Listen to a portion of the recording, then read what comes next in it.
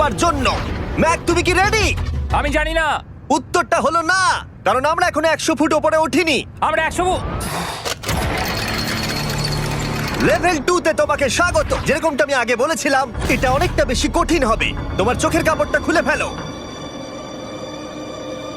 ও তোমার সামনে দুটো খেলা আছে যেগুলো তুমি ছোটবেলায় খেলতে, ব্যালেন্স বিম আর মাঙ্কি বার।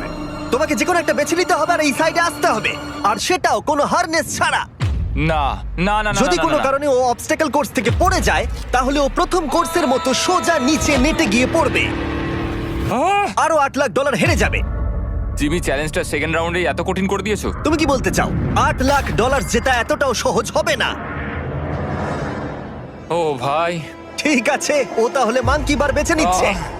ওকে এভাবে নিচে নামতে দেখে আমার বেশ ভয় লাগছে। ও আহ! ও যখনই ফার্স্ট বারটাকে ছুঁয়ে ফেলবে, ও আর ফিরতে পারবে না।